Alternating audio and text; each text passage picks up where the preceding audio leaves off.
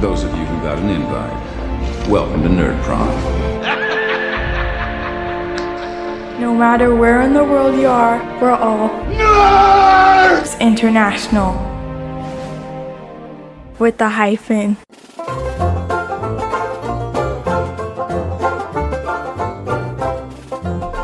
The Murder Hobo Show presents the Savage Rifter Podcast. Oh, where are we? Oh my god, there's a robot! What? Run away! I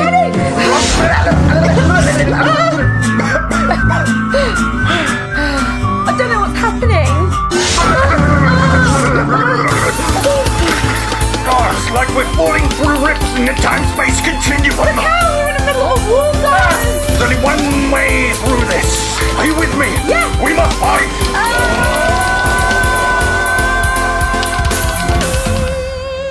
The Savage Rifter Podcast. All right, today on the show, we have three special guests to talk about the upcoming Savage Rifts Kickstarter.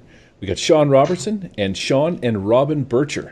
Welcome, and thank you so much for staying up late to tell us every juicy detail about the new books coming out. First off, I think we should get to know you a little bit, starting with Robin. Who is Robin Bircher? Tell me of your hopes, your dreams, your goals, and your aspirations, or you can just stick to the Savage Rift stuff. Well, I'm actually an MFA in poetry who teaches freshman composition most of the time, but I write games, a lot of games now. Worked on riffs. As you already know, I'm actually part of the Wise Guy Kickstarter. Yes. Which I'm excited about. Me too. And yeah, it sounds cool. And well, I think that's really about it right now. You want to tell me what you think about upcoming things? Oh yeah, well, teases about glamour and glitter, fashion and fame. Yeah, well, I am working on a new setting. I don't know where it's going to go yet, but it's called Rhapsody, and it's very much inspired by Gem and the holograms. Oh my God, no way. Is it truly outrageous? Yes, I hope it is. Awesome. Oh, that is fantastic. All right, Victor, you're up, mister. Oh, you mean I get to introduce myself to you now? Sorry, buddy. It's all right, ladies and gentlemen. Don't worry about it. You guys know how this works. Gary always leaves me out.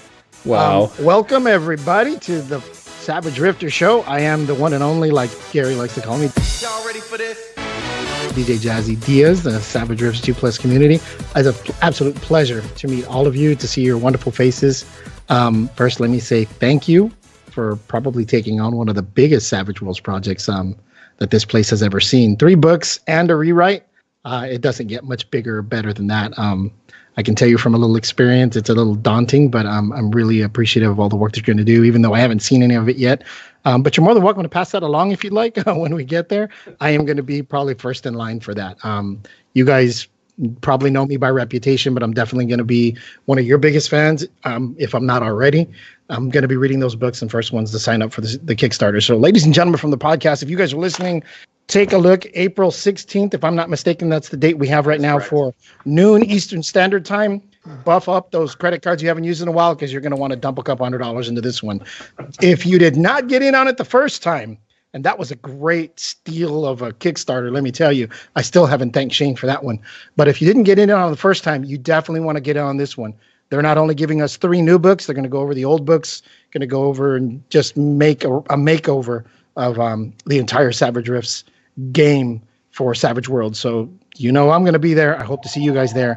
Once again, pleasure to hear you guys on the podcast. I absolutely can't wait to pick your brains and start asking the really juicy questions. Who's phoning you, Victor? Is your mom calling? It's probably it's probably one of it. Somebody trying to get money. Where are you going?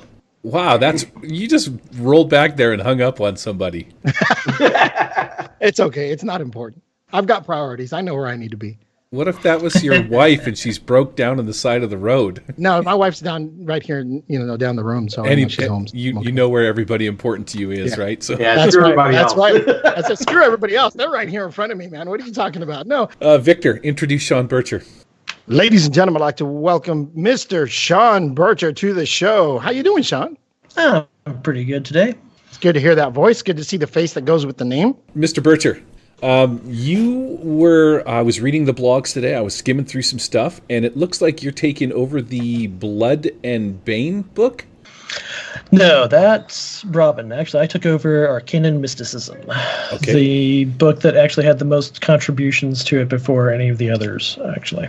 Yeah. In my time, I've also worked on Accursed, Steamscapes. What else have I worked on? Buccaneer. Yeah.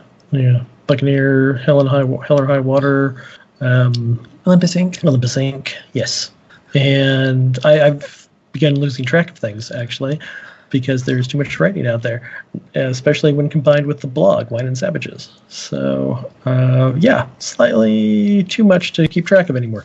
Wine and Savages has been out since 2014? You got 2012. 2012. God, has it been that long already? Oh my gosh. Time flies when you're having fun. It does. And the last 2 years have just been this amazing blur. Yeah. Great opportunities and things I'm quite proud of. Yeah, you're quite the accomplished writer. You've actually, in fact, since Swag came out, the Savage Worlds Adventure Guild, you've been promoting your own personal material, putting some of that stuff up on there. And I think that most of that can be found under Sean Tate Bircher. Is that correct? Like, you don't have like a company name; it's just your own personal name. Right? Yeah, because it's Swag, and so it's just easier to put it up there with the personal name. Yeah, because of the way the Swag program is set up. I saw you on the Savage Worlds GMs hangout, drinking some wine and talking about kaiju. Yes. Yeah, Eric Still pointed a great love that I haven't done nearly enough stuff about.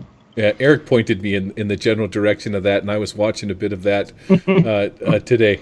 And then, like I was talking to you earlier, the morph transerbots. We talked about that in a couple episodes ago. We had brought that up as part of the new swag and whatnot. And then lastly, but not leastly, we got Mr. Roberson, who's heading up the Empires of Humanity book. Welcome to the show, man. Introduce yourself. Thank you, sir. Thank you. Tell us who you are. Yeah, I am the third Sean, sequentially, to become involved in this process, this project. I'm a longtime RIFTS player ever since I was a kid in middle school, in very early 90s. And then I have done a lot of other stuff. I was in the Air Force for a while, and then I worked for Games Workshop for a bit, and then I went back to school and studied design and production for game design and production and layout and stuff like that, a lot of visual design. So since then I just graduated recently from the University of Texas at Dallas, and before I graduated though, I got wrapped up in this whole thing and got involved with Empires of Humanity. So that's been a pretty wild ride, actually. I'm curious to know how somebody falls into, getting to be the lead writer guy, or the sort of one of the leads on the RIFTS deal, because that's pretty impressive, especially straight out of school with not really having a background. It was You're the man. crazy. So I was still in school, and I went to a convention and met Shane and a bunch of the guys like Preston and Jerry and a bunch of the guys that work on like ETU. And so when I was there, that was at Rice University, and they were like, "Oh, you should come to ChupacabraCon," and Sean Fannin and a bunch of other people. And Sean Fannin was like, "Hey, we started talking about some stuff. I attended some panels. He's like, "Hey, write some adventures. Send me some of your writing samples." And I got paid for the adventure, and I hadn't heard anything. And then suddenly they were like, "Hey, how would you like to work on this Coalition book?" Is what it was referred to back then. And it was the lease material had already been completed for it. So, quickly the Birchers and we realized we had to ask a lot of questions about what was going on and what should be in each book. We're trying to finish up North America. And that's when it became Empires of Humanity, to try and make sure we had a clear theme for each book. And also we're covering all the bases for people to, we're not finishing North America, but we're trying to make sure that all the big stuff's covered. Yeah, that's very cool. And so it's my understanding from your Voice of Hope podcast that Roberson, you're not very skilled in Savage Worlds, and then the Birchers, they're the experts in Savage Worlds and sort of the writers, and you're the designer guy and the RIFTS expert. So the two of you must have to do a lot of communication back and forth. We did, and it's funny. I mean, I don't know about I'm not terrible at Savage Worlds, I hope, since Shane asked me to lead the rewrite of the first 3 books. So, but you know, I am more of the guy that came to the project that had a lot more knowledge with riffs, with traditional riffs, you know, and so that's been something that Sean and Robin have really helped out with. I mean, Robin is awesome at editing and writing, and she's helped teach me a lot. And Sean Bircher's done the same. There's a lot of times I'd write something out, and he's like, "Hey, this is the way you do it better. This is the way you can just use this edge, just use this power, right? And then you don't have to list this whole thing out, or you know." So there's been a lot to learn from them. Yeah, that's fantastic. I get a lot of that from Eric. He when we're reading stuff, he'll be the guy to point it out that says, "Oh yeah, you just got to take this and do this and convert all of this paragraph to one edge and you're done." And I'm like, yeah. And there was a lot of stuff that they had obviously were very expert on, that kind of. Mm-hmm. Yeah. But, you know, also Suede has given everybody a chance to become experts again. Right. To relearn everything because of all the fascinating changes that, honestly, I love. Yeah. Did you guys Even get... if some of them have kind of damaged other settings that we've been working on. Did you get early access to Suede? Yes. Yeah, we did. We had to. How many changes were there? Oh, God. So many. I stopped counting after like 15. Oh, no. Yeah, we just, I don't know. For me, I was overwhelmed because sometimes it would be like, I just rewrote this section for Suede, and we got to do it again. Yeah, there were times where we were getting changes, like, if not daily, every 2 days, 3 times a week. And then you're like, okay, 15 pages in, there go those 15 pages. Start over because there's no point. There was no reason for you to have to go through and like to make the corrections was going to take longer than to just start from scratch and write it over again.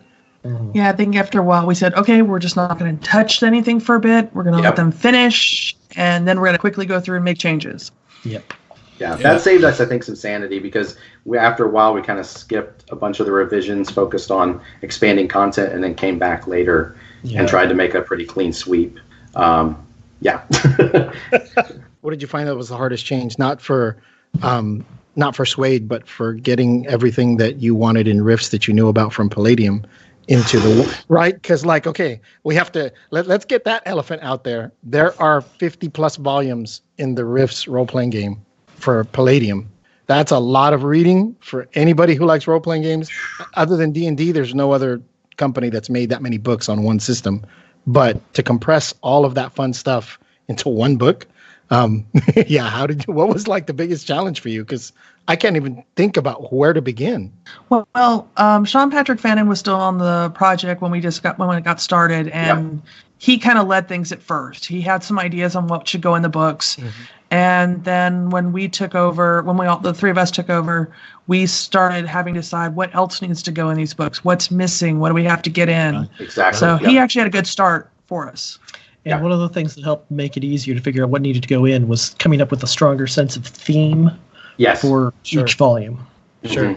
And I think that's one of the things that a lot of Palladium players have complained about in the past, that there's so much of a spaghetti mess of themes and storylines and different types of adventures and characters and monsters and dimensions and all that other fun stuff that makes up Rifts. I have found a lot of other GMs that are not as experienced, or other players are not as experienced in Rift, coming and asking, going, how do you filter through all that? And that's the first thing that I told them. You need to have a theme. You need to have some kind of storyline, whether it's military coalition style game or a magic game or treasure hunters game. You can practically run anything in Rifts, but you have to kind of go with that theme in order to kind of give you direction. And I completely can see how I had talked to Sean Patrick Fannin long before at Crit Hit here in Arizona a few years ago, when that was just an idea in his head after it had just come out, after the Kickstarter had just played out. And that was one of the things that he hinted on to me when we had talked about that. So if you guys are listening out there, podcast fans, and you're playing Savage Rifts and you're having trouble coming up with ideas, or you're just kind of new to the game, right after you jump into this Kickstarter, just pick a theme. We had talked about it a little bit for Wise Guys, to use Wise Guys in Rifts. Like, how are we going to use those ideas? And I'm like, what are you talking about? I already have Wise Guys in my game. They're the Naruni. I just kind of use use a few feats, change the names, instead of Italians, they're aliens, and you're done with it. It's the same kind of theme that you have to go with to be able to make the game work. So try that out, guys, if you guys haven't already. But what do you guys think about that? I mean, is that typical how you guys run your games or how you approach the writing of this book? With Blood and Banes in particular, Robin and I had a lot of freedom to come up with what the iconic frameworks and the like were going to be in that one. So we concentrated on the idea of heroes seeking redemption, as it was sort of the outsider's book, everything on the fringes of the Rifts world. And so it was outsider heroes seeking redemption. We had to make sure that we got heroes throughout the book, despite the fact that it's primarily monsters. We like monsters. And the heroes are, monsters turned good. I think it was pretty cool that, when Shane, so originally when we were asked to do this, the books had a lot smaller page count.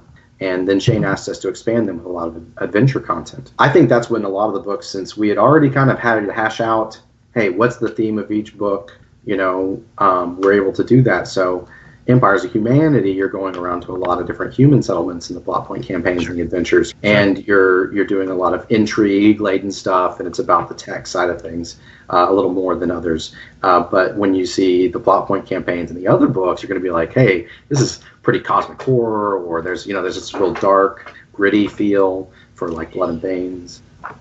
The Empires of Humanity book, now that's going to cover mostly areas like the Techno Wizards of Laszlo. Are you talking about Empires of Humanity? Yeah, that book in particular, is that going to cover the places and locations? Like what are we going to find specifically in this book?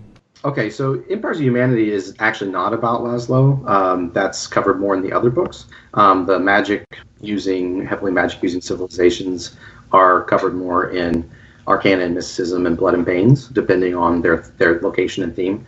Empires of Humanity is more your coalition, your Northern Gun, high-tech stuff, right? Your Free Quebec, and a lot of the other human areas like Merktown, Golden Age weapons, stuff like that. So it's more focused, and the New West has a lot of New West. Yes, New West. As long as it's not diving, too deep into like Reed's Rangers and vampires and stuff like that. It was tough, but tried to carve out, some lines there so that people can easily refer to whatever their kind of adventure they're wanting to go for between the different books. So yeah, and there's a certain amount of post-human content too, right? That is true. Yes. Yeah.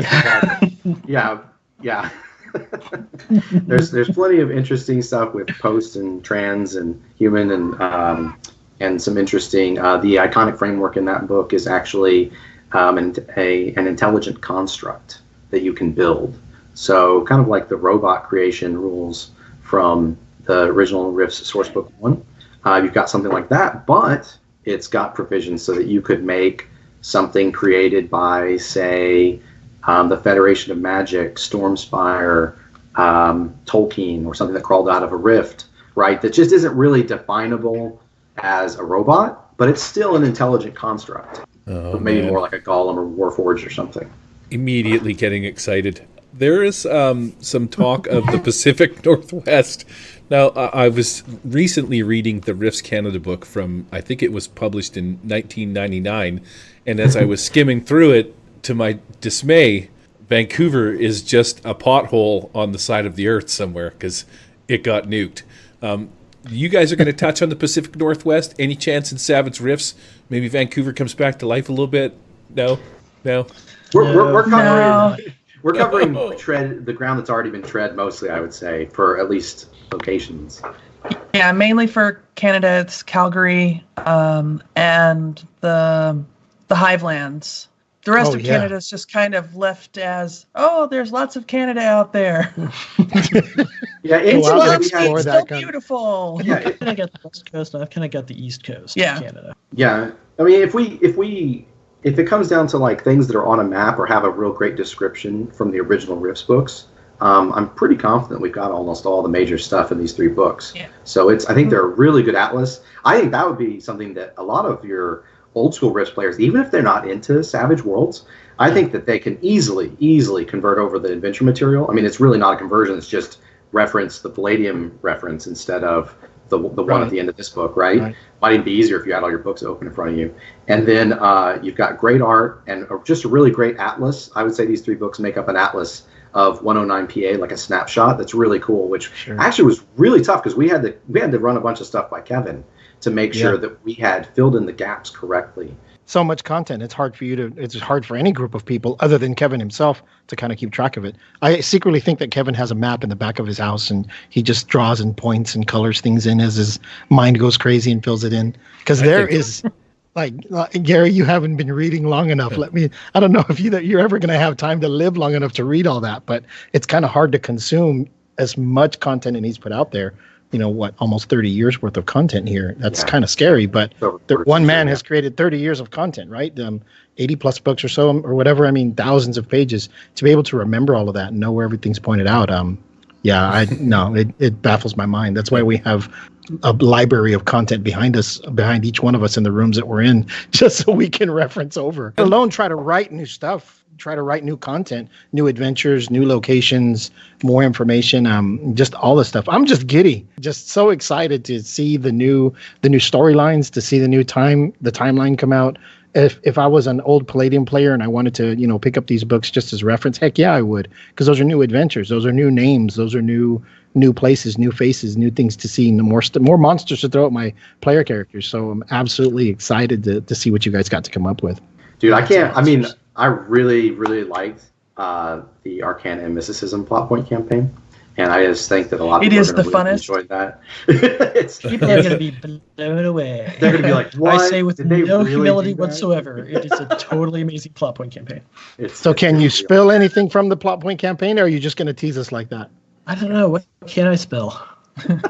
What's on the back of the book? What's the book copy? Let me look at the book copy and see what I can do here. So, do you guys want me to read you some of the back of the? Sure, whatever. I'll take. Right now, I'd be happy with a page number, to be honest with you. Well, just so you know, the pages are the work is in layout right now. Sure. They're adding in a lot of the art. I don't want to say a specific page number, but they are going to be very, very big books. They're about 75,000 words. Each one has nearly 50 illustrations. Well, I saw one of the illustrations that was put up recently. It was with the 2 robots, or the robots. Oh, yeah. My God, that was beautiful. You like that? It totally took me back to the black and white one. I had to go reference the old Kevin Long one. Yes. Yeah, you can't go wrong with Kevൻ Long. All of his stuff is just awesome. Yeah, well, that was the first advert I ever saw for RIFTS, I think, was that. The iconic Kevin Long with a robot smashing the other robot, and it was because I played a lot of old Palladium stuff like Teenage Mutant Ninja Turtles, Robotech, and so they put that stuff in the back of the book. When you buy the new one, you see what's coming out in the next year or two, and I was just like, what robots? What is this? It said RIFTS. It had robots. I had no idea what was going on, and you were hooked, huh? The layout for these books, is it going to follow suit with the original, so they'll sort of seamlessly blend together? Is it going to be like the same fonts, the same style with the blue and the grids and the outlining framework? Is this? Yeah. The trade dress is the same. I mean, these are going to look part and parcel like they just fit in with the original 3, so that's not changing. But as far as the organization of the information, we actually worked really hard on that. Yeah, we mainly tried to readapt it to fit a lot of the templates that are used with a lot of the Pinnacle books. So kind of going in the same kind of order that they go into and the kind of materials. But most of our time for organizing was how to figure out how to organize the information on the different areas and the different peoples. Yeah, but the rest of it was very much going to follow like any Pinnacle book. Character building, gear, a gazetteer, from a fiction style gazetteer like you would see in Deadlands, that sort of thing.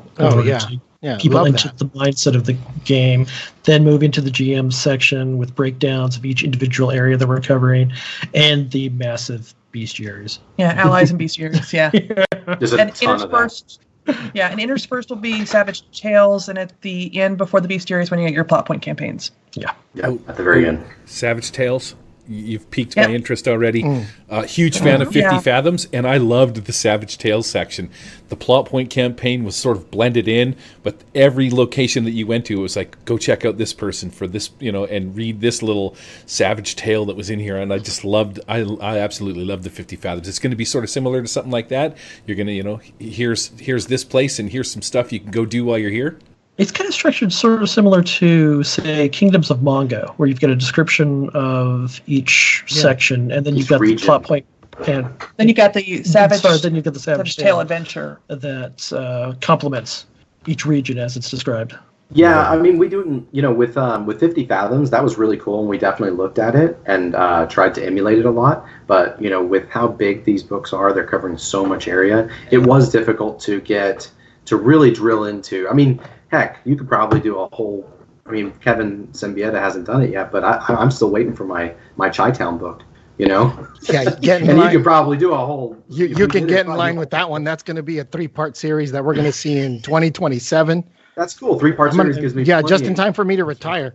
I'm very curious to see what the Dark Woods actually becomes once the actual Palladium book is published, as opposed to what I wrote for Savage Rifts. From your mouth to Kevin's ears. Let us only hope. Hey, Kevin did read through our manuscripts. I mean, he liked them and he approved them, and so hopefully awesome. I know one time he asked me to email him some notes that we were talking about because he wanted to include it. So I wouldn't be surprised if something you did, Sean Bircher, doesn't show up. I wouldn't be surprised. The ironic trees, that'll be interesting to see if that shows up. Blood and Banes. What is this one going to be about? It's mainly focused on the monsters. So the sections are going to be on the vampire kingdoms in North America. So basically the vampire kingdoms in Mexico and in the Southwest. The Zydekick Highlands, the Calgary Monster Kingdom. Dinosaur Swamp. Oh, yes. Bad Haven. I think it's it, yeah. Yeah, those are the main sections. Those are the big sections. All the major hotspots in North and Central America, right? Well, yeah. Mm-hmm. Yeah. And in general, it's kind of going to be like a bestiary.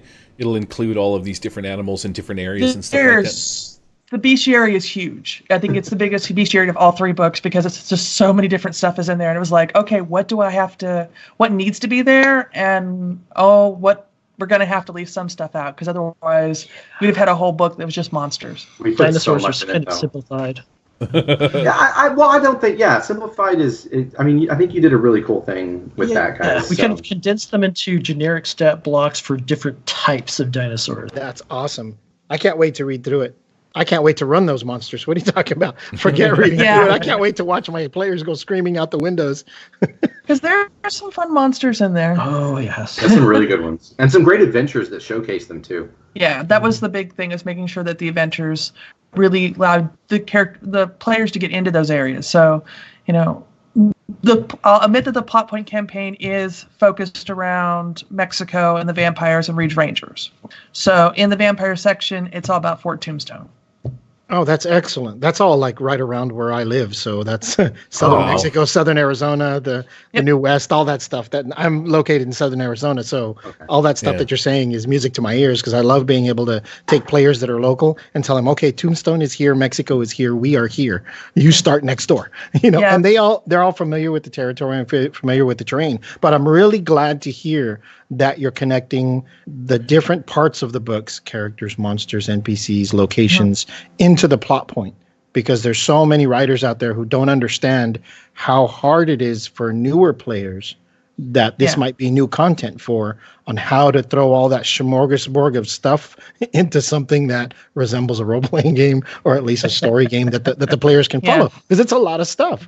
Really tried to bring the areas themselves to life. There was a lot of concentration on like the geography of places, as well as and the flora and fauna, to make it seem alive. Sure. And I think that's where Kevin and the Palladium group and writers are really good at creating the fiction around the locations, because it's so easy to just go crazy and let your imagination, run wild and do what you want to do. But with so many of us who are players in North America reading stuff about Arkansas and Texas and Arizona and Canada and all that, we know those locations. So how do you make those locations unique and interesting enough to keep us involved in the game because like if I'm playing in Southern Arizona and someone tells me, well, you're going to go to Tucson, Arizona. Well, I'm literally like was just there yesterday.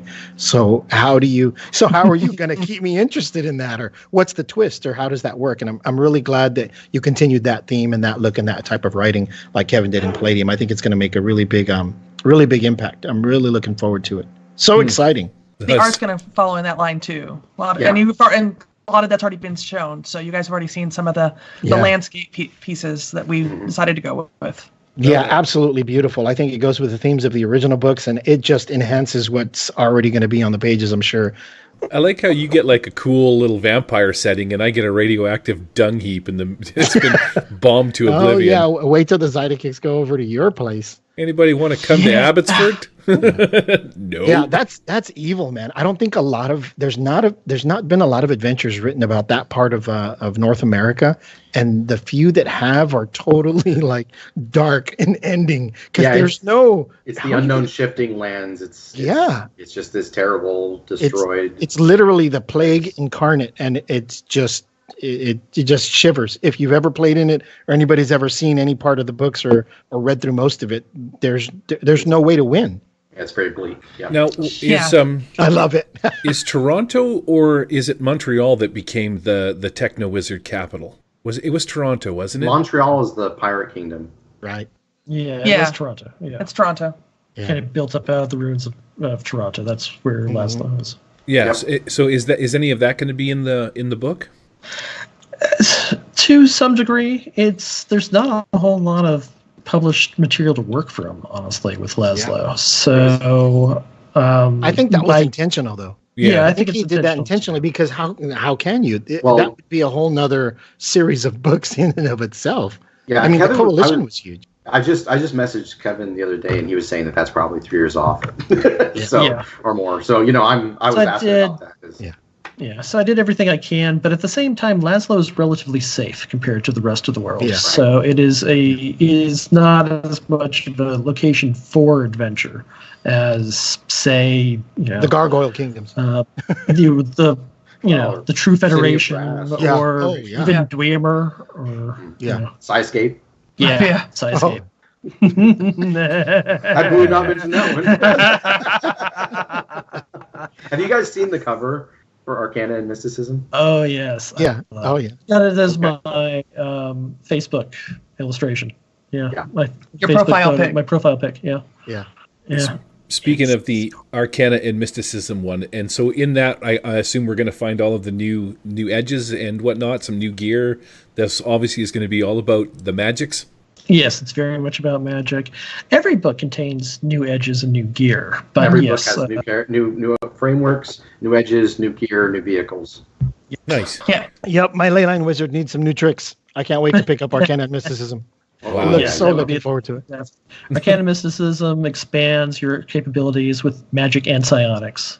Now, how did that change when they decided to go Suede with it? Because everything changed when Suede came around, especially when it came to magic and powers. Did you have anything you struggled with, or was there some difficulties, things you had to work through? Well, there were some things that we had some changes with, especially with Summon Ally. That was one of the big changes there. Yeah. Gone through a few drafts on that. Sorry, I was just talking to Shane about that today. Do tell. I think you guys will like what we came up with. Nice. I'll just put it that way. I really do.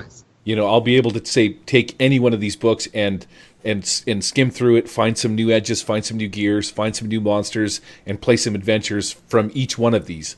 You know what I mean? Like one of them's not designed to be all about the magic. The other one's not the bestiary, and then the first one's not all like places and locations. Right. They're all going to be self-contained around that theme. So monsters, magic, humanity. I mean, they play well together. I actually recommend in my plot point campaign that you insert in between adventures in the other two plot point campaigns, so your characters can be like super mega legends by the time they take on the giant big bad foe, the very big bad, the very, very, very big bad. So I don't know what that's like. I don't think I've had a character ever live long enough to make it that far. That equals 3 plot point campaigns, I believe. Correct. Oh, right. Yep. You guys will be. I mean, this is gonna be so much content. I think there's a minimum of 4+ Savage Tales per book minimum. I think it's more like 5, but yeah, there's a lot of Savage Tales. Man, You're let's gonna have talk a lot about of stuff to play with.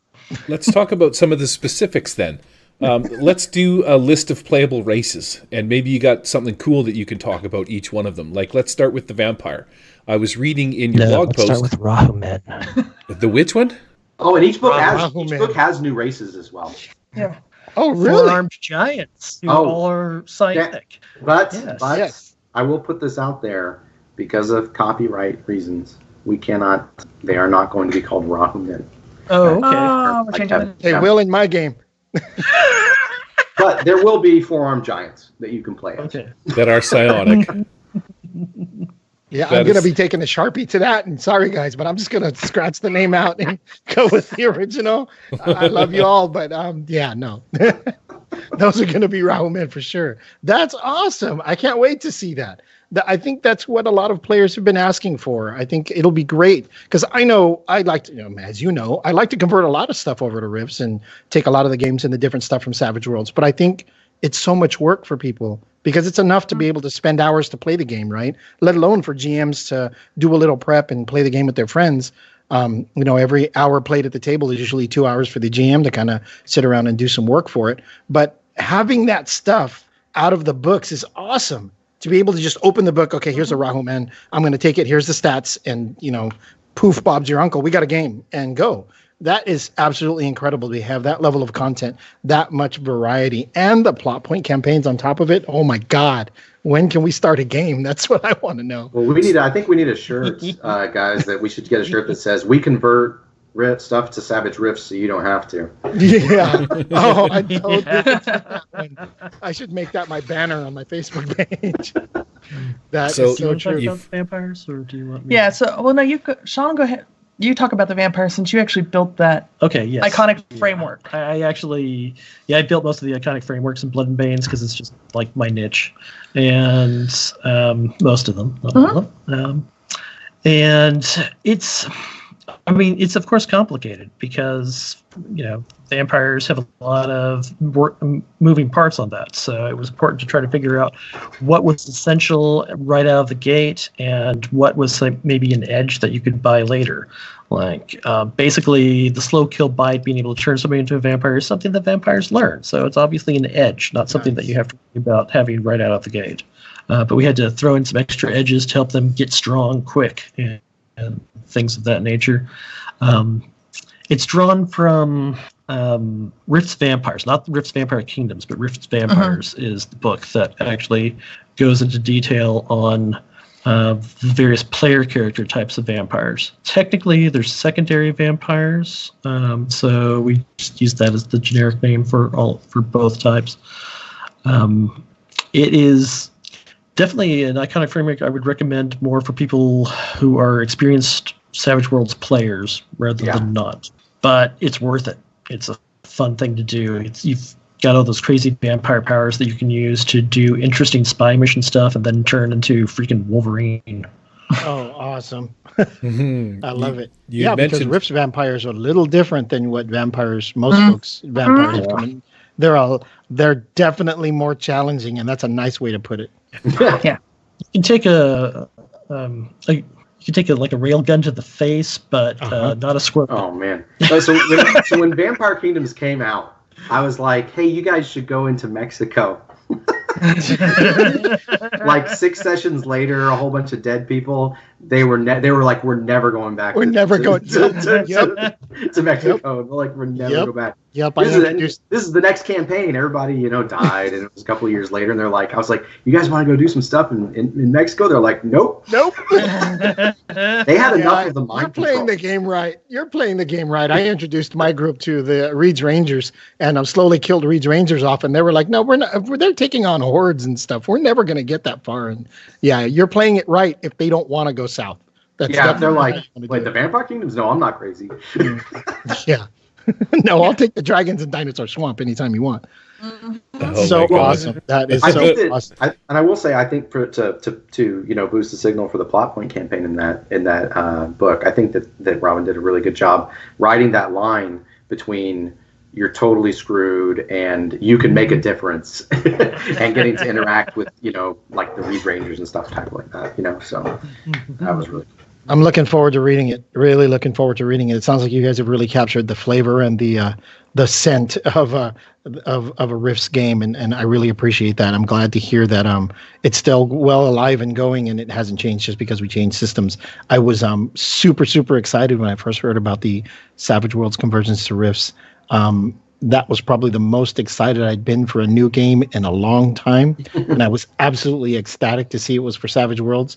I have that same feeling again with these 3 books, and I think you guys are really gonna do well for it. So looking forward to the new stuff, guys. I can't say that enough. I really can't.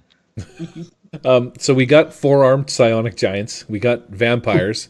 We got lion men. I saw a picture of them. Well, actually, we have werecats. Where is that? What they are? They're the werecats out of the Yucatan. You may have seen a picture of the Roxasha. I think you saw a picture of Roxasha. Oh, the Roxasha. Yes, Yeah. Roxashas are not playable characters. Yeah, that's not Those playable. monsters. That's an evil, bad demon. No. What about But you can play were-jaguars, were-panthers, and were-ocelots. Oh, that is awesome. What about the Groot yes. character that is in the video? The wood-looking one? guy. He looks like wood. Which- I think he was in the villains on the Savage Rifts video that they posted. He's got a couple of guns and he's got a hat on, and he looks like he's made of vines. You know what I'm talking about? Not vines, worms. Is it worms? Okay, there you go. Yeah, that's a worm wraith from the west. Worm wraith. What? From the New West. No. They're horrible. They They're were horrible. Those They are were- terrible evil beings. They should Those never are have been scary. created. Those are scary dark Those things. are that's I call that a Kevin Simbita nightmare right there. Yeah, like what? How did Only this? Savage I His could've imagination, right? only hoped I could ever create something that scary. Yeah. Sort of one of those ones where you end with, and then you run away. So as far as playable races, then we got the giants, we got the vampires, we got the were people. Is there any others that are going to be in here? Blood and Base also has Sasquatch, And the the Centaurs. Ixion, the Cyber Centaurs. Yeah. Yeah. So you can play a Centaur or the Cyber Centaur. Your choice. Wow. Let's see. Knight of the White Rose. Cactusman. I was going to ask you about have that. the Knight of the White Rose in there.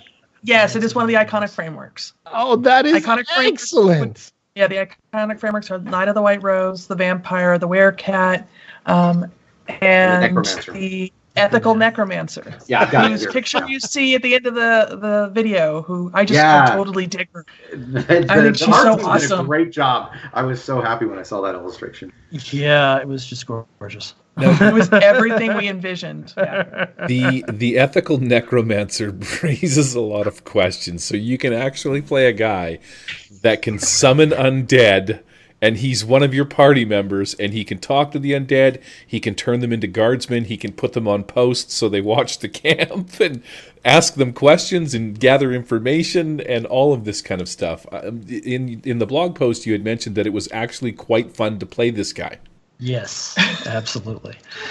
It's it's a nice controller type character. You have a lot of pets, and the key is that yes, you talk to the dead, and you just ask their permission to use their bodies.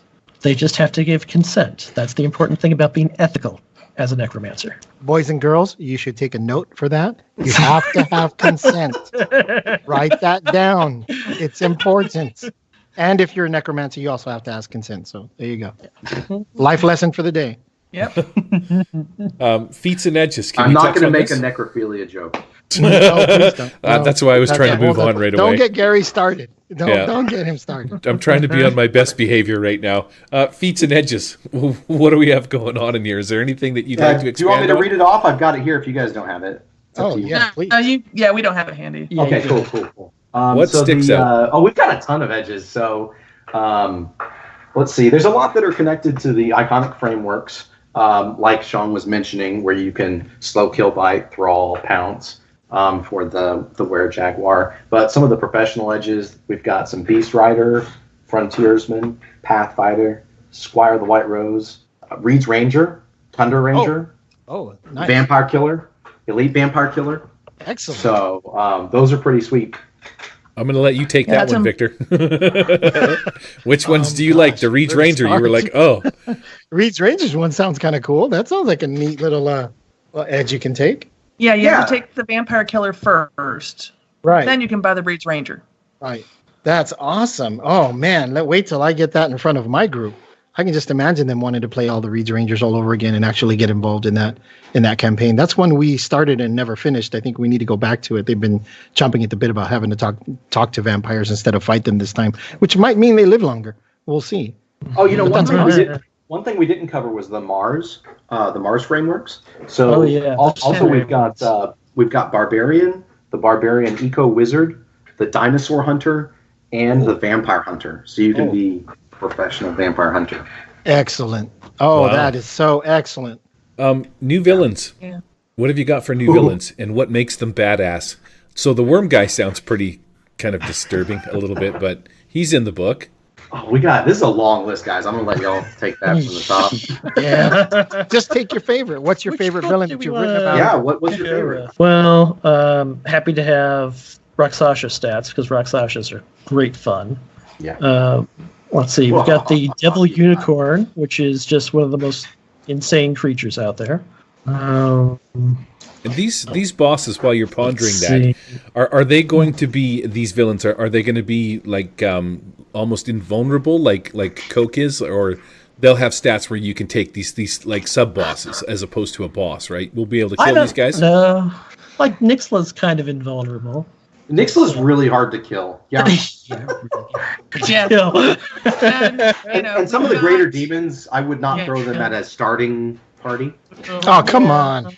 I mean, you can. The vampire but, don't blame me when you get a TPK. So. Zydakix Queens, those are kind of tough too. Oh, wow. Really? We got the full Zydakix array. Yeah. Don't want to go deep in that hive because everything is statted out. Wow. And Death Spike vampires are in here too. Yes. Oh yeah. Death Spike is so hot. They are so much fun. So there's the vampires that use modern weapons and armor and technology. That's freaking So we have them, and we also have the guys in Fort Tombstone who, of course, we did stat out the head there. And I can't remember his name right now. Oops. Xavier Stewart. Who's actually used to be a coalition soldier. Yeah. And became a master vampire, and he set up Fort Tombstone, and he's outfitted his vampires with modern gear and modern military tactics. Wow. That sounds brutal. So not only can they just like eat your face, they can actually shoot you dead from hundreds of feet away. Yeah. Shoot your knees out, then walk over and eat your face. Yeah. The gear. I'm assuming that the gear is going to be pretty standard, right? I shouldn't say pretty standard, but like any other book, it's going to be some new guns that do some cool things, some new armor that does some cool things. One of the things that I would like to touch on again is was it a big pain in the ass to go over some of the gear, or to how do you deal with things like Streetwise now that Streetwise is an edge? And the amulet that does the communication and changes your bonuses. Did you just add bonuses to the edge? What happened with some of that stuff? Well, a lot of that stuff, you just take persuasion and you've got your networking rolls, right? Which basically it replaces it, and so you just can give bonuses to persuasion, networking checks, and there is the Streetwise edge, right? So that's another option to throw in there, and it's not like one size fits all. But it is something that we were able to, I think, pretty handily handle. Mm-hmm. Because our books were originally written for deluxe, right? So we converted our own books, our own manuscripts over to Straight. I got started on this in 2017. Yeah. I don't know when y'all started. Was it also 2017 that y'all started? Yes. Really? Wasn't it? I think May. So. Yeah, it was early. It was very early 2017 though. Yeah. Because we came in under Fanon. Yeah, I mean, when I got in, Fanon was still running things, but I was in September 2017 when I started working on my book. So else it would have been March, because March 2017. So, but yeah, just so you know, like these were originally very, very deluxe. So we've all become very adept at switching everything over. Yeah, we were just wondering because Uncle Jay and I were going over some of this, some of the gear, and this headband thing actually gives you a bonus to Streetwise. We were kind of curious if you're taking things like that, where those skills got transferred into edges, and say you would just apply that edge to it. You put this headband on, and you get the Streetwise edge as like you would say like a spell kind of a thing. I was wondering if there was that kind of conversion, but that's cool. So yeah, and just so you guys can understand, Shane and I were just talking about this today. We were been working on this conversion document for a while now, and we're trying to get it to the point where we're going to be releasing it very soon to the fans on the official Pinnacle Entertainment forums. So you guys are kind of getting exclusive because this is something that's hasn't really gone out there yet. But yeah, that's going to be happening very soon. And the idea is that it's not, hey, this is it, it's done. It's, hey, this is it. What do you think? How do you feel? Try it out. And so we want to work with, I'll be working with the community. We'll be working with the community over the next few months to see how everything rolls for everybody. I can help with that. Let me know if you guys need help. Oh yeah, no, just stay tuned over the next week or so, the next few days. Stay tuned to the official Pinnacle Entertainment forums under Savage Rifts and Castle Refuge section. Also, I am also on there. If anybody has official questions, and there's an official Savage Rifts, forum for questions. Try not to ask too many things about the conversion stuff. That's not, because that's about to come out. But if there is anything else, that is, I am answering some questions there. But yeah, we'll have a lot of that coming out very soon for the community to. So I think the most important question that I'm going to ask tonight: what's the most I can pay to get in on all the Kickstarter? Like, do we have an idea? Like, what's the big price tag? What's the big one? How many children can Victor give you? Yeah. But those are coming very soon. I mean, like in a few days. I figured as much. I thought maybe you guys were ahead of the game there, but I know it's only a few days away, and I was kind of crossing my fingers and hoping, going, $200, $300. I mean, how much is it? Well, how much is it going to be, and how much can I get? Have your credit card handy? Because I can write down the number. Swipe that as soon as at noon 01, right? I promise you, no problem. Getting the prices is a lot of work, and a lot of times Jody's involved in that. And it's we were talking to her back in January about having to figure out, cost and shipping and everything else. Yeah, I think that's one of the biggest things that scares me about Kickstarters, just managing the business side of it. It's a logistical nightmare, right? I mean, they're so good at it, though. They really are. Like, they are. They're probably one of the best. They know what they're doing, and they do a great job. The conversion of books, just by the sounds of it, then they're coming out right away. After the Kickstarter goes live, we're talking within a month or something like that. We should have all the original books PDFs converted, probably in PDF format. Yeah. Well, yeah, I'm talking about the end of the playtesting cycle, right? Because then we've got to make sure that we finalize the new layout, because we've got to incorporate all those changes into the original files, right? And so that's unfortunately, I wish that I was able to update a book manuscript that fast, but I'll be digging through the files and editing the material there, so that will take a little bit longer than us just finishing playtesting feedback time period, right? And we'll have more details to that very soon, but yeah, we are going to try and get that stuff to the fans obviously as fast as we can. Nice. Okay, so then lastly, the places. We've already touched on a couple that you're coming up with, but the Pacific Northwest is going to cover, what are we talking, Seattle, Oregon? How far north are we Basically, going? all of the American Pacific Northwest was just wiped out by the tsunamis. Yeah. So there's nothing there except for Native American tribes. So really... Yeah, only sparsely. Yeah. So really, Pacific Northwest, it's mainly Calgary. It's mainly Calgary, the Monster Kingdom. And really? Yeah. And the Tundra Rangers all over the place. Yeah, well. And Izo, City of Centaurs. Yes. Yes, that is one of the that is one of those locations. Yeah.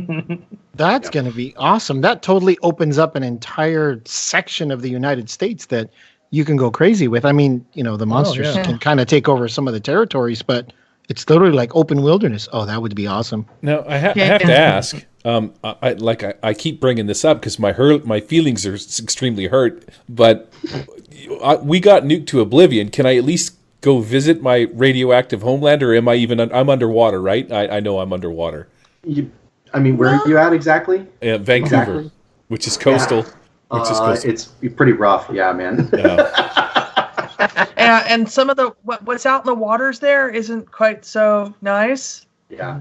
I mean, I'm from Houston, so I'll put this out there. Like, you know, a lot of Houston until you get the coastline comes right up to Houston. So, you know, a lot of the area that I grew up in is gone too. Yes, you know, same with me. We've got a base in San Antonio that gets left. I mean, the Alamo's gone. Yeah. The side of town I'm on, that I grew up on, completely wiped out. Wow. Yeah, And it's run by gangs. Yeah, and it's run by gangs. At least your guys' home territories got wiped out. I have to deal with vampires on my border here every day, so you can just imagine what that's Which like. is better. Which is better. Well, Yeah, you which know, is worse, right? Yeah. At least you we're have in a home. Central Texas, so vampires aren't that far away. Just play nice and be friends, and everybody will get along just fine. That sounds like some great stuff, guys. Absolutely looking forward to the books. Gary, what do you think? You ready to play a game? Is there anything else that you guys want to touch on that we might have missed that you want to bring up? Yeah, let me pull up the manuscripts here real quick, and I'll just make sure that we've hit all the iconic frameworks and the races they're going to be available. Sweet. Does that sound good? Smother me with your love, Mr. Robertson. Lay it on me. All right, let me see. Yeah, because I think we mainly really just get into did the Blood and races for Veins. Arcana and Mysticism, for that matter. Yeah, we didn't do Arcana and Mysticism. Yeah, so I'll go to Arcana and Mysticism next. So the first thing we've got is the Dragon Juicer. Yeah, which is excellent. And that is from Sean Patrick Fannin. That one is awesome. Love the Dragon Juicer. You want to talk about a juicer on steroids? Oh my God. It's feeding on dragon's blood, yeah. Then we've got the Nega Psychic comes after that. Oh, excellent. And the Zapper rounds out the 3 iconic frameworks. Nice. And then we've got a whole slew of Mars frameworks. So you've got the Battle Magus, the Combat Mage, the High Magus, the Lord Magus, the Psy Druid, the Psy Warrior, the Shaman, the Spirit Warrior. So this one's chock. For DBs and mutants, we've got the Cactus People, Dwarves, Elves, and Orcs, Psygos, and Rahu Men. And those Dwarves, Elves, and Orcs are very specific they contain info about, you know, the disposition of the different, those 3 races in Savage World, or in Rifts, in the Rifts Earth. And they're a little different, you know, people come to expect a little bit different than what you might see in other fantasies. Sure. Do they resemble any of the dwarves, elves, and anything from the Palladium system at all? I would say they resemble them, yeah. I mean, because that's when you read through the adventure material and the background material, you'll recognize some of the old stories and the old works. That's awesome. I'm glad that you're using that as reference. That makes me feel so much better about keeping the flavor. Not that we need to keep the flavor, but the nostalgia is just, I mean, I've played the game since the first day, from the first printing of it, and it's just awesome to be able to hear that you guys are keeping that. Yeah, I mean, when you read about elven heroes and Rifts, even before, you know, I came to Savage World, you know that they're different than your elves in a lot of other settings. So I think that has stayed very, very true. And they're different in a good way. Yeah. Oh, and there's Psy Ghost. He plays Psy Ghost, and then the Forearm Giant. Sort of mute that can, phase. Because we don't have enough character classes or iconic frameworks already in Rifts. You're going to throw another 13 or so at us to pick and choose. Yeah. I can just imagine all of my group is going to want to go play mages now. They're all going to get Arcana and Mysticism, and hey, we're all mage group. And oh Lord, here we go. Wait till you hear Empires of Humanity, but that's coming up in a minute. So some of the edges that we've got, you can be a Magi of Dwemer, a Psychic of Skyscape, Arcane Marksman. Wow. Let's see. You've also got power edges like Dream Vision, minor and major item creation rules. Oh, excellent. And Psi weapon manipulation. We desperately needed some kind of baseline rule set to go off of item creation, because that's been a big hindrance for a lot of folks. Doing the character catalog for 2018 and all that stuff, I noticed a lot of the equipment, a lot of people were having trouble getting the conversions and some of the rules and having to clean that up. So it was difficult, because it's hard enough. Rifts is hard enough to convert something. Yeah, Rifts, there's just so much to consider, right? Yeah, exactly. It's literally everything in the Suede book all thrown together with every world you could possibly imagine, and then something new. But if you get you want to get the feel right too, because if you get the feel right, it's not Rifts, right? So yeah, exactly. Some of the professional edges are Adept, Conjurer, Controller. Controller like for the big automaton. Yeah, in the equipment section, all of the Dwemer automatons are available now. Oh, shut up! Seriously. Yeah, we went big. We didn't go home, man. We went big. Hey, if you're gonna do it right. Holy crap! I can't wait to see this books. Yeah, it's That's awesome. So here we go. So controller, Gray Seer, Psy Slinger, Totem Warrior, and a Linsri. You can become a Linsrial Sky Knight. Yes! Oh, that's going to be awesome. That's going to be awesome to play.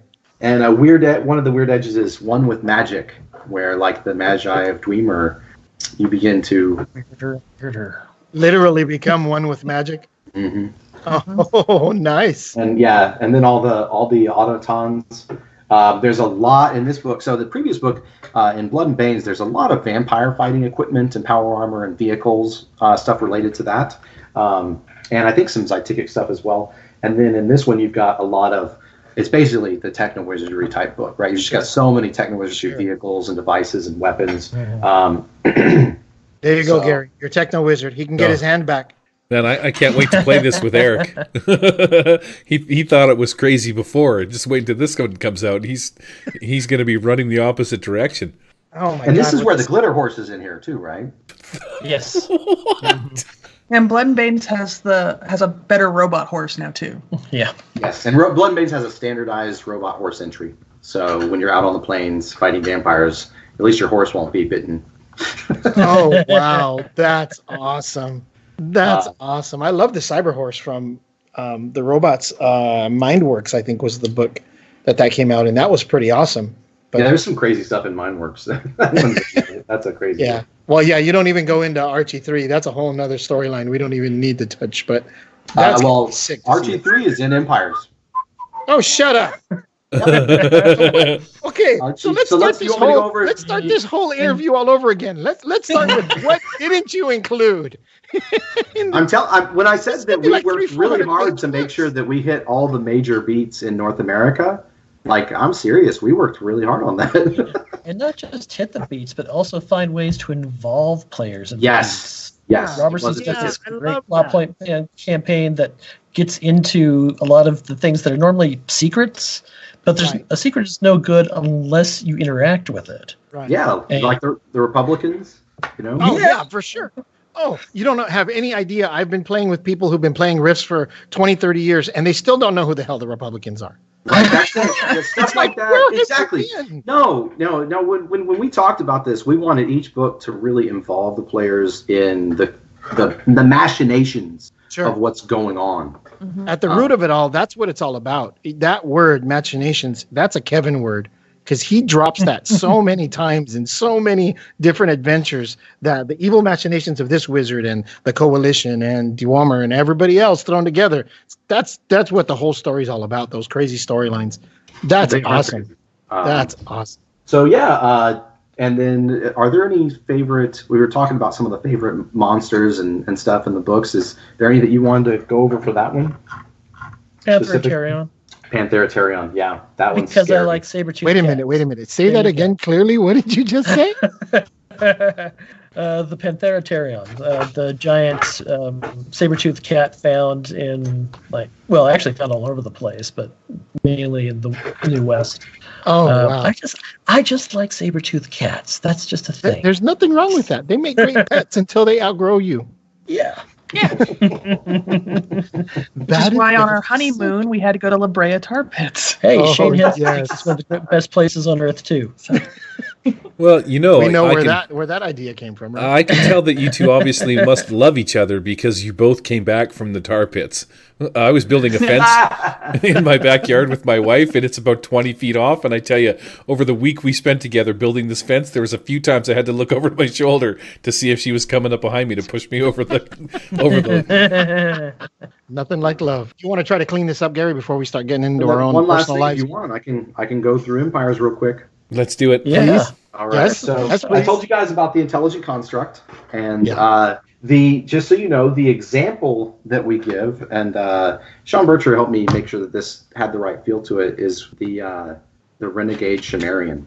Sumerian Renegade. So yes, I had it's- read something somewhere about that. That was going to be awesome. Yeah, so this is, you've got the construction rules, and at the end it's like, hey, if you want to build a Sumerian Renegade, here you go. Here's the template. So it gives you an example of how to build it. Then let's see. Now, a lot of this, because it focused on a lot of the regular human adventurers and mercenaries and stuff like that. The rest of them are Mars. So you can actually play an RCSG scientist, a Rifts Control Study Group scientist. You can play a commando. You can play a cowboy. You can play a demolitionist, the EOD specialist. Oh, nice. I was just going to ask you about the coalition stuff. That sounds like it was fun. A gunslinger, and there's also an intel operative that you can play as. Oh, hello. That could be interesting. I could be evil as a GM and play that one. Right. They don't know it, but the character's an intel operative. Oh, can you imagine? Oh, that would be wreak havoc with the party, man. So some of the new races we have here. So we have a bunch of the coalition GED experiments. So the mutant bats, mutant rats, battle cats, and kill cats. Oh, wow. And we have the Psyx aliens, which are actually in a coalition experiment. I was waiting for the aliens to come in. That's the only thing missing. And then we actually have some new hindrances in this book. So if someone's arcane averse, say your character's from a setting or a place doesn't like magic, you can take a hindrance that's tailored to that. We have the coalition exile. So if for some reason you've left coalition society, that's handled very handily in the hindrance. We have partisan, which is great with bad guys. You can say, hey, this guy is a human supremacist. With good guys, maybe they were a Tolkienite, right? And they still harbor that sentiment, right? And then we've also got post-traumatic stress disorder. Yeah, the war for Tolkien already ended. Rising's over. All over the place. There's going to be people that have those things going on, right? Sure. So, and we try to treat that as respectfully as possible. And so then we've also got, for the edges, for the iconic edges, one of the things we've got juicer upgrade treatments. Because they need upgrades. So if you want to play a Delphi juicer. Oh, no way you went there. If you think the Glitter Boy throws a lot of dice, between the Delphi juicer and the Dragon juicer, they could take them on and win. The Delphi is the one that has the abilities like the crazy, the psychic ability. You've got the Hyperion treatment. So the Mega Juicer is in here. Your body can literally become mega damage. Everybody grab your D12s. Here we go. The Phaeton treatment. So this is the Daredevil Juicer that drives. Gosh. And the Titan Juicer as well? The Titan Juicer as well. Gary, if you don't know, the Titan Juicer is like the Hulk as a juicer. Oh, yeah. The best part of this entire podcast, you guys probably don't know, but the Savage Rifters podcast, I, like Robin, back in the day, I picked up Rifts and I was like, wow, this looks really cool, and was turned off by someone else saying, no, you don't want to go there, it's super crunchy. And then when it came out for Savage Worlds, which I was super into, I was like, oh my God, I'm finally going to get a look at the stuff that I want to look at. So I don't know the lore and the history. And so the whole premise of the podcast is Victor teaching me about all the things that I missed out. Okay. So I'm not the pro, Victor's the pro, which is why he's oohing and on. And this is the best part of the podcast for me, because you're talking and Victor's like, oh my God. And that's why he keeps smiling, because he's having such a good time. I'm loving it. So what we're going to do is Gary and I are going to talk about this a little more and how this interview goes and all that other stuff. And then the next episode we do will be after we get the PDFs for the Kickstarter. And I'm going to go through it page by page with Gary going, okay, Gary, this is what this is. Ladies and gentlemen, turn to page 2. We're going to talk about what all these crazy monsters are and so on and so forth. So I'm teaching him the game and also getting that out to the public as well. Nice. Just kind of spreading the news and the love and the craziness that is Rifts. Literally a metric ton of Rifts content. I'm looking forward to the 300-page books that these things are going to turn out to be. Yeah, that's insane. That's a lot of stuff. It is. I think we're keeping them under 200 pages. So okay, so just 600 pages in total. Wow. Congrats. I'm sure you guys are happy to put this baby to bed soon. Yeah. On to the next thing. And on she to the says next exhausted with a sigh. Yeah. Because we're already working on something else that I don't think we can talk about. I am super excited for Gem and the Holograms. I just want to say, super excited for that. I just want to rock out. I watch with my wife. We watch Riverdale. Have you guys watched that? Yeah. And We're way behind on it. okay. Yeah. So We're behind on everything right now. We write too much. Yeah. there's a bunch of sort of that Gem and the Holographs stuff in inside of Riverdale. Not that in particular, but it's Josie and the Pussycats is the Archie one, right? So I'm well versed in it, and I could totally imagine my inner young singing lady is she's gonna want to bust a move. I'm pretty stoked about that. It's cool. Yeah, just getting to a point with that. Well, I mean, I'm working on that on the side as well as something with him with Pinnacle and, of course, Wise Guys. But I'm hoping to have it out by the end of the summer. We'll be doing our first playtest at CubeCopperCon. Yeah. Oh, I need nice. to get mine. Cool. I actually wrote a kaiju setting that was all ready to go, and then Suede happened. So I've got to finish updating that to Suede. Freaking Suede. It's great. I mean, I honestly love it, but it has created some challenges there. When is The King is Dead coming? Well, that's one of the ones that has the biggest challenge, yeah. Because a big part of it was really based on charisma as a mechanic. And Need more duct tape. Figure out Pass that roll of duct tape around. We'll patch that game up, get it out to you guys as soon as possible. Yeah, that's kind of where it is, yeah. Okay, so Wow, absolutely just amazing. Well, let me tell you, as one of I wouldn't say I'm the biggest fan, but I'm a big fan for sure. Sean, and Robin, thank you so much for the work that you're doing to convert this game into hopefully a bigger and better and badder thing than it already is. I'm so looking forward. I'm so stoked to hear the new stuff. Bravo, and I really hope to talk to you guys again maybe a little after the Kickstarter. We can talk to you guys after the books come out, and we can talk about it for reals and not just kind of throw some stuff to the wall. Yeah, we know how that goes, and we know what it's all about. It's part of being in the industry, so you learn how to work through it. But thank you once again. It's really great to see fans write the stuff that fans like to read. Yeah, you couldn't have rolled into this at a worse time between the change from deluxe to Suede, and now you got to rewrite a bunch of stuff. Stretch goals. Do you know anything about the stretch goals? Are we going to get new dice, new tokens, new adventure decks, box set, new cards? Set. Any of that kind of I stuff? don't want to get my hands chopped off. And thankfully, we So- don't know, so we're good. Yeah, but I probably shouldn't say anything. Nope. If you want to work with Shane again, I suggest you don't. Yeah, well, I think people will be very happy with what's going to show up on the Kickstarter. Historically, everything Very, that very Pinnacle has done in the last couple of years with just about every single book look at Suede as a good example of, what Pinnacle has, right? What they've peaked at. If they can, even if they just get close to that, I'm going to be well satisfied with the new Savage Rifts books. Yep. Fantastic. One last thing before we let you go. I just want to talk about spell changes. Do any of you guys know how this is going to work? It's something that came up on the last Savage Rifters podcast. Mega powers, you mean? Well, everything can have mega powers. Now, you can add heavy damage to all your spells just by adding a power point on. So, but not so much that. Here's what I'm getting at. If you now have the ability to add fatigue, glow, extra range, extra damage, that's going to be a lot more mana that you're sucking up.